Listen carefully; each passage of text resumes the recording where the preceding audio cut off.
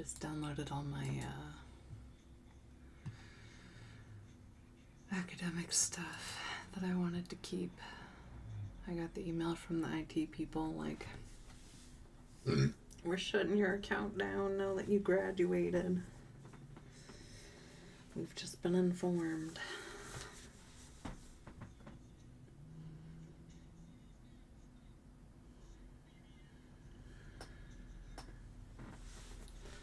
So I had to gather all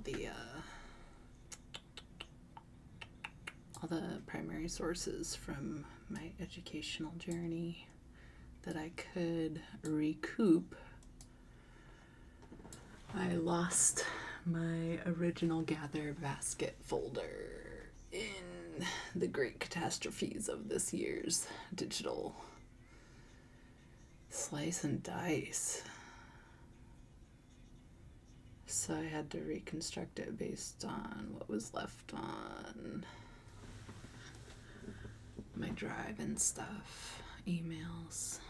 I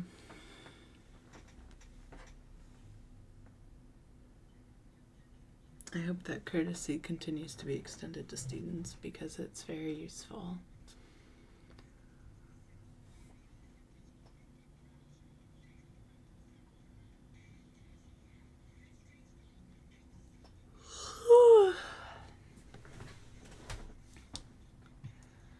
But yeah, I got my syllabi, which was good.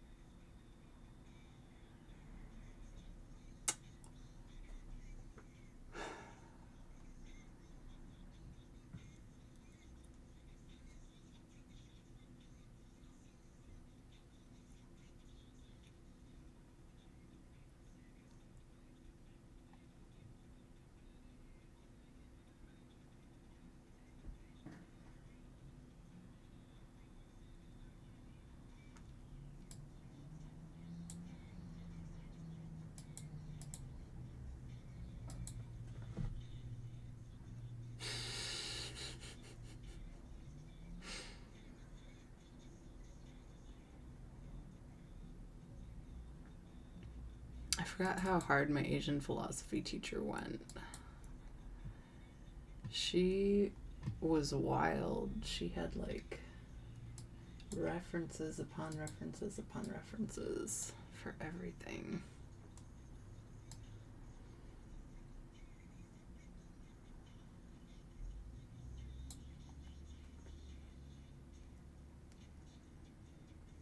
Yeah, she was cool. I liked her a lot.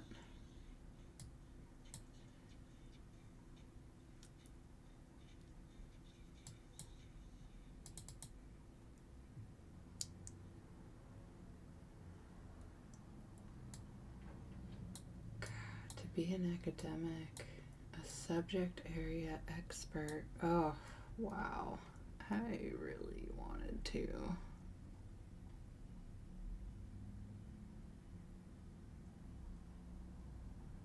Maybe I still will.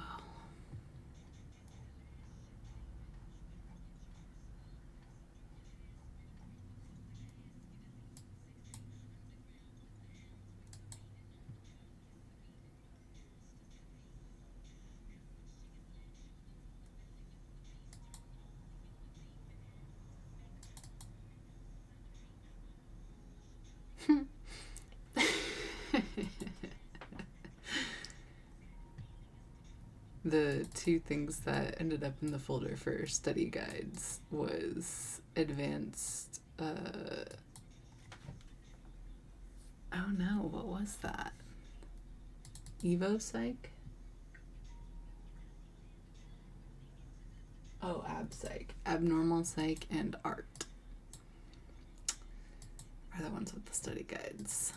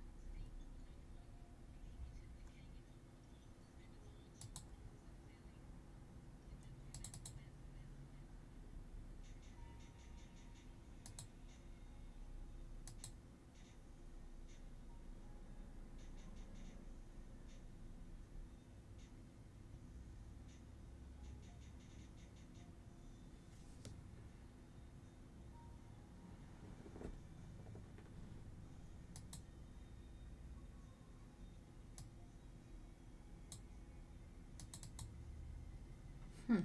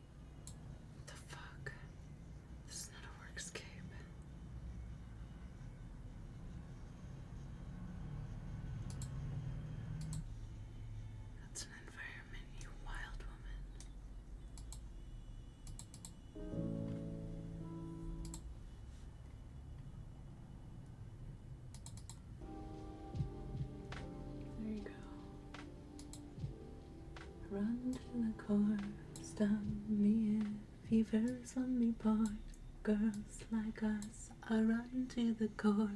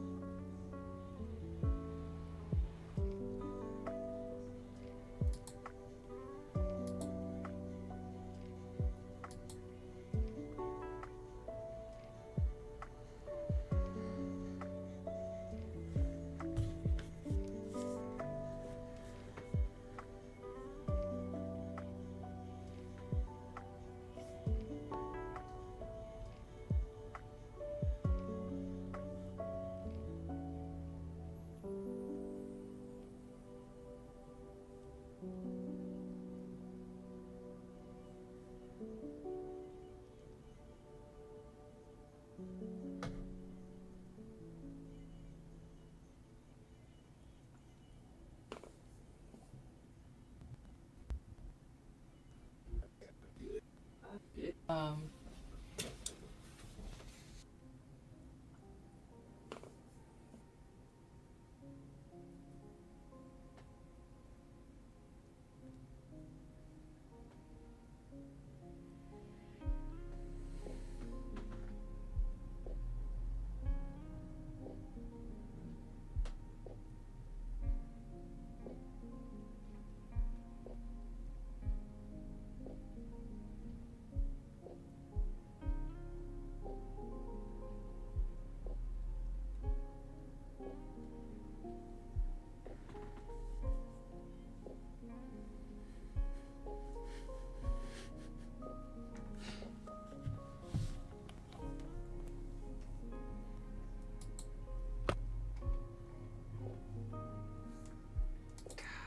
I really learned a lot.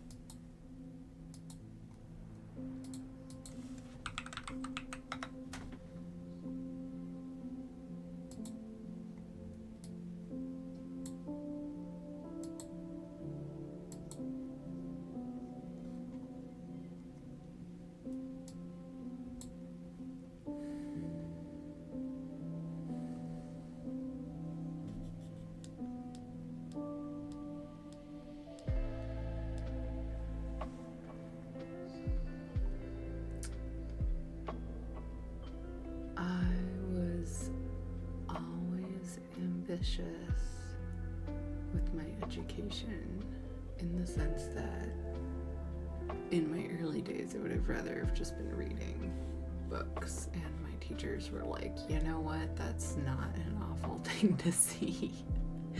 They kind of just let me read. I still had to learn stuff to pass tests, but reading was just great. And then I got into like college and university, and did post-secondary work, and all that reading set me up really well.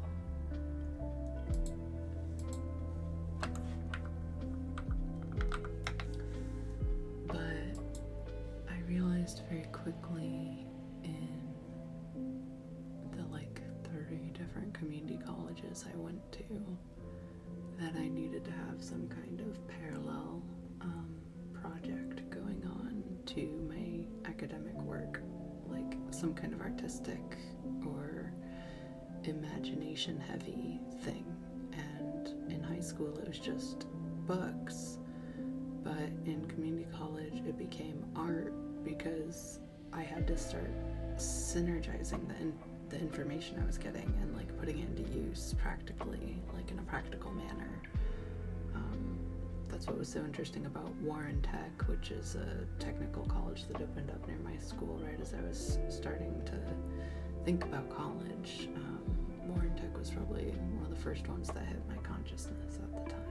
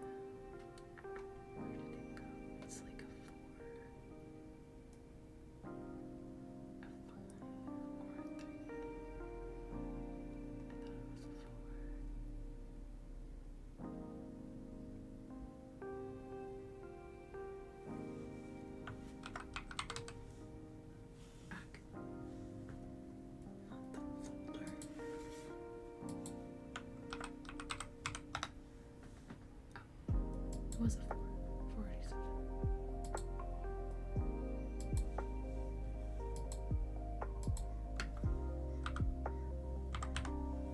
Forestry, philosophy, pro-sem. Pro-sem was...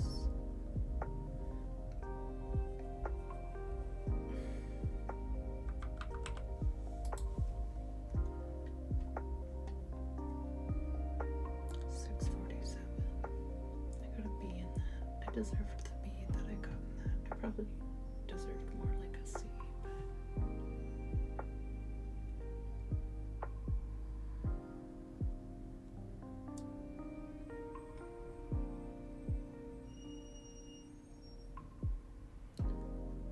Research methods.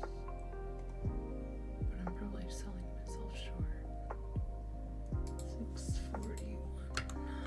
Research method 641.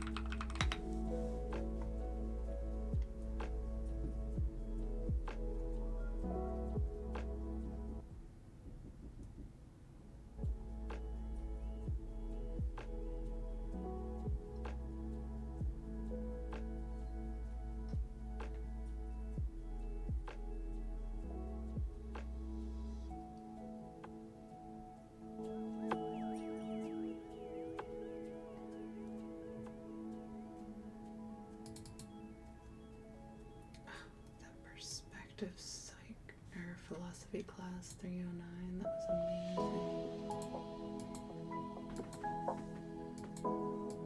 I would go back just for philosophy. Fucking love philosophy.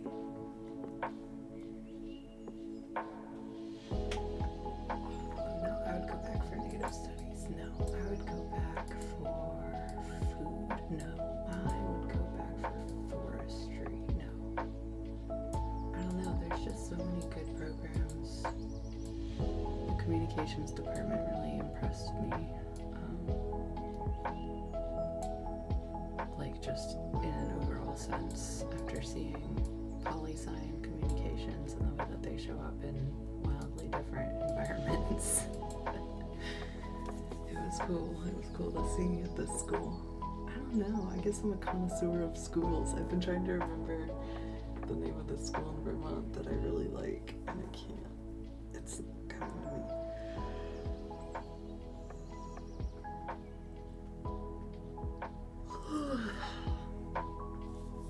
It's just your environment is gonna matter so much to the type of things that you learn. I definitely got that when I went to school in Santa Fe at St. John's.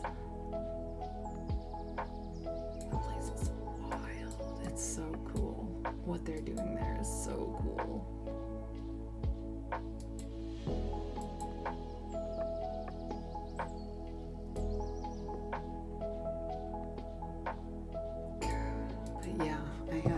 I started having to do art projects in tandem with my educational pursuits, otherwise I would go fucking crazy. Like it was too much to know things and to not do anything with the knowing.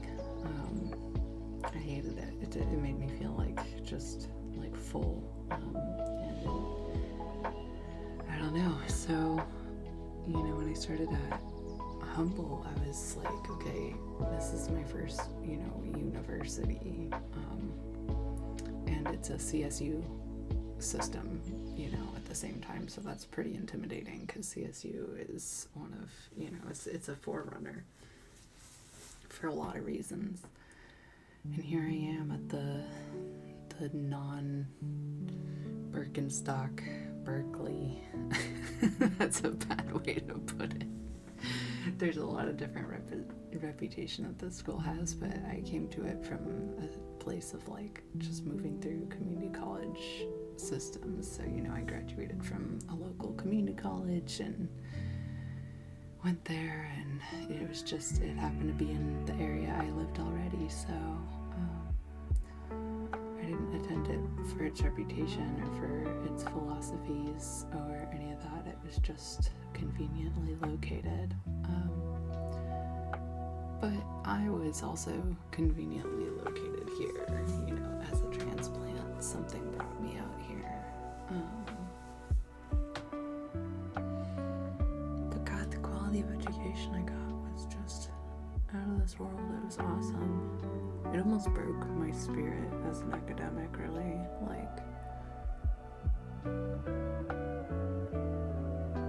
I had gone through learning about the world through literature, through philosophy, through Western frameworks, attempting to balance it with Eastern frameworks as I learned them, trying to become more broadly traveled, have a wider palette, both intellectually and literally, experiencing people through their food or music. I'm just trying to be like a person in the world and somebody who can talk to others in the world, and I don't know, I guess my primary means of orienting myself have always been through literal timelines, like trying to match up history or like known facts as much objectively as possible as we can get about things that have occurred. Primary source material, like trying to construct real, like true timelines for events and match them up with cultural references, religious practices or faiths, things that the people as a whole, the masses, agreed what was pop, what was popular, what was the folk knowledge, what was the common knowledge of the day compared to what was objectively true. And if you can construct, as much as possible, an accurate timeline and understanding of what that looks like, you can, to some extent, understand the kinds of long-term distortions that are occurring, and maybe why they are occurring or what can be done about them. And the more accurate we can be about that kind of thing, and the more in reality we can be about what's true as a collective, as a species, as a people, as a group, as a family, as a tight-knit group of friends, neighbors maybe, but as those people, to really have this understanding of reality as close as possible to being accurate, after this kind of intelligent reconstruction of timelines and discussion of facts and exploration of nuance together as a group,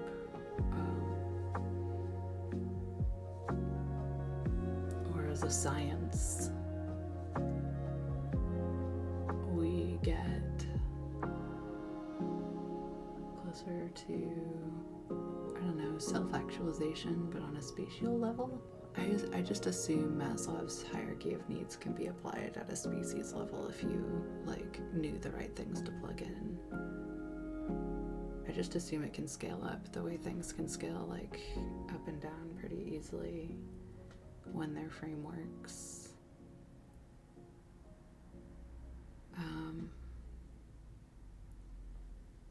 But yeah, so at this school, some of the cool things. So the fun thing about school, or the way that I try to think about it as a game or a video game, is that there are required courses. And thank you, Miss B's guidance counselor, for teaching me this. A little bit of wisdom, fun way to think about it.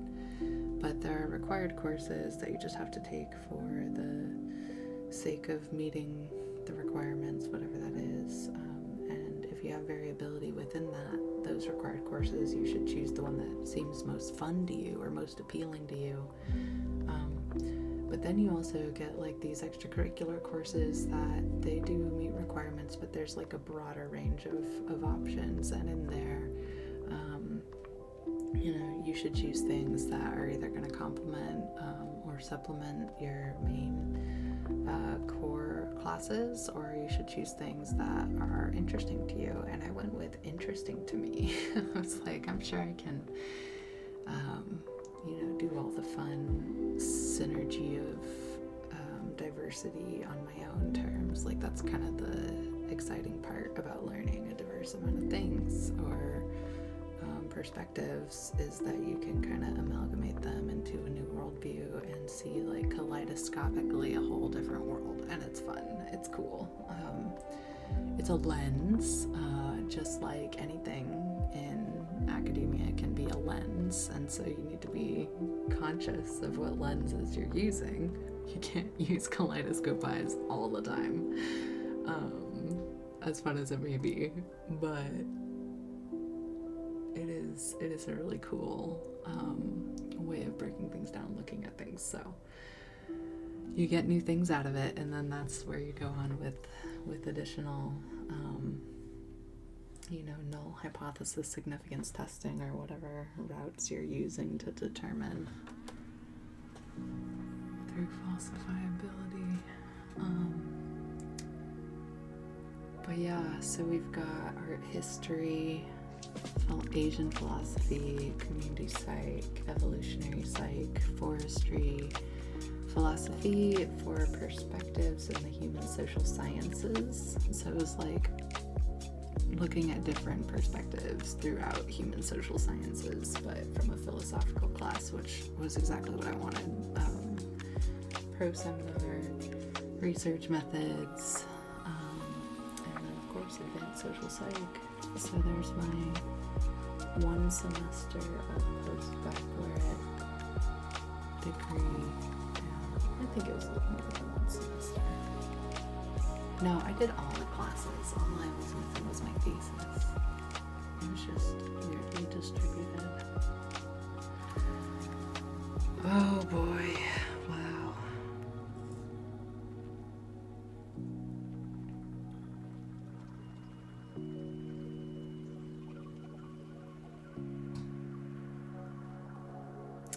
Choosing to quit my thesis sucked because it means that I would have to do all the reading for my thesis that I'm still interested in doing on my own terms, which means I have to like be my own scheduler and all those things. And you know, it's just like, damn it, I didn't have a deadline to meet. That would have made it easier if somebody had just forced me to do it. But that's not really true at all. Gosh. Yeah, I don't know. I'm super stoked I managed to nab all my,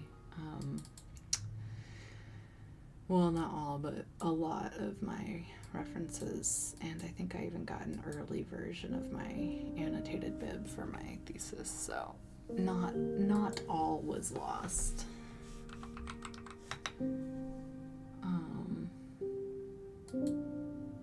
I don't think I have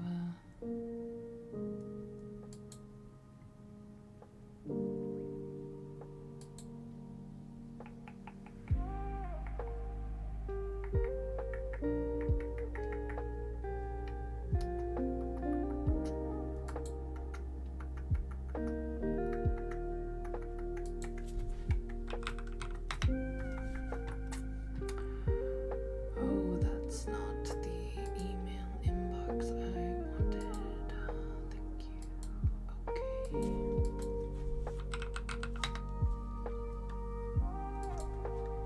Has attachment.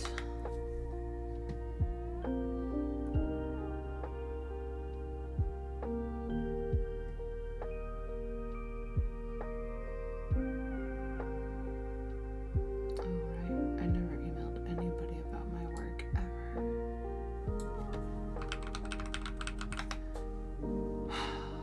I just hated the angle I was coming at it from.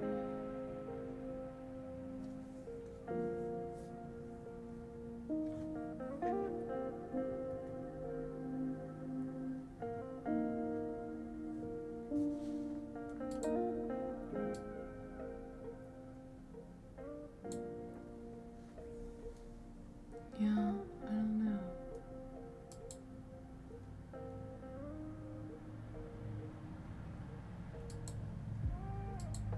I think it's just over, and it's sad, but it's true, and it's just done.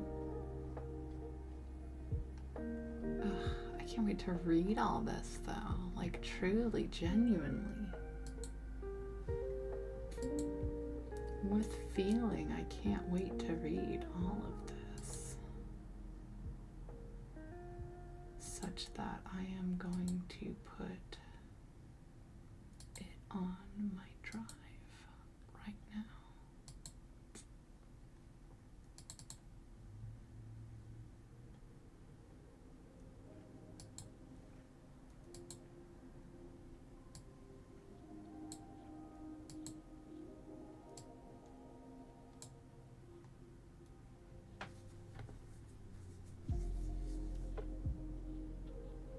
Eight minutes left.